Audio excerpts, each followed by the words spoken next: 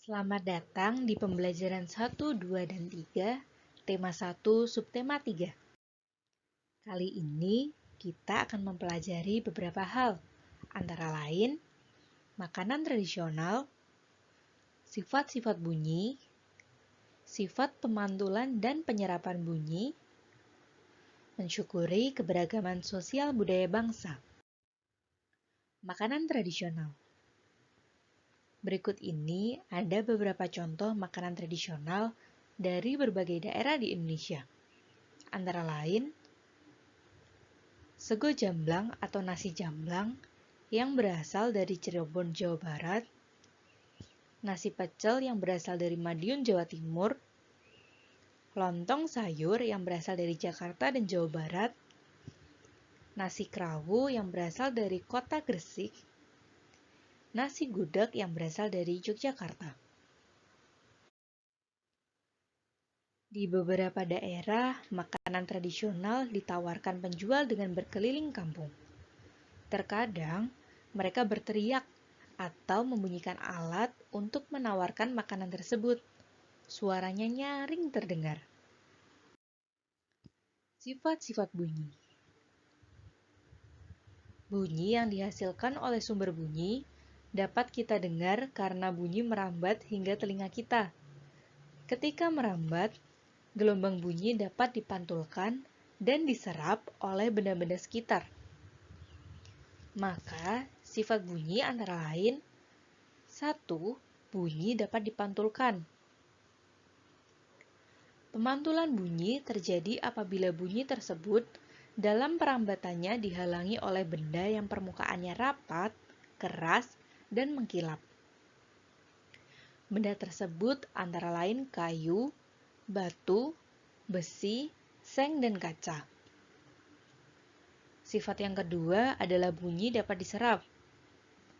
Bunyi akan diserap jika mengenai bahan lunak atau berongga. Terjadinya penyerapan bunyi menyebabkan bunyi terdengar lebih lemah. Benda yang dapat menyerap bunyi disebut peredam bunyi.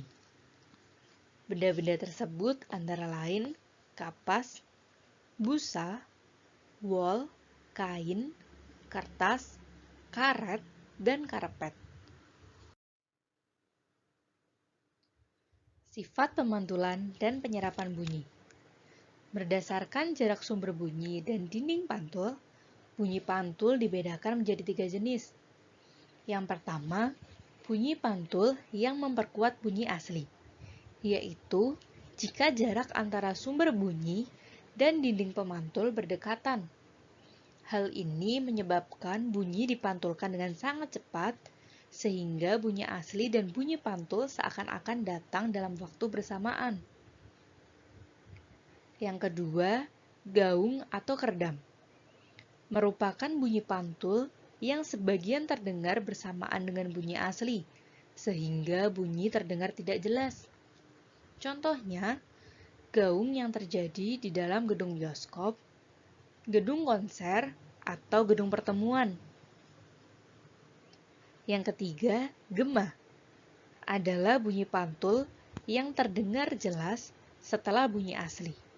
Gema biasanya terjadi jika jarak antara sumber bunyi dengan dinding pemantul sangat jauh. Contohnya, jika kita berteriak di tengah-tengah stadion sepak bola atau di dataran luas yang menghadap tebing pegunungan.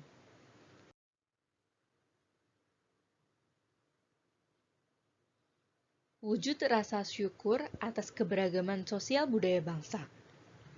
Antara lain, dengan mempelajari seni budaya daerah lain, menyelenggarakan festival budaya, mengenakan pakaian adat daerah pada acara resmi, mengunjungi museum budaya, menghormati umat agama lain yang sedang menjalankan ibadahnya, menolong sesama tanpa mempermasalahkan perbedaan suku bangsa, saling menghormati antar golongan.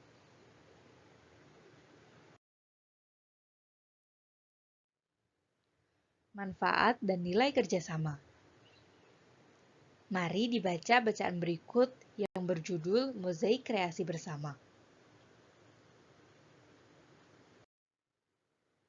Tugas hari ini mengerjakan soal halaman 142 sampai 143, nomor 1 hingga 8. Jangan lupa dikirimkan ke Bu Guru ya. Sekian pembelajaran hari ini, selamat belajar dan terima kasih.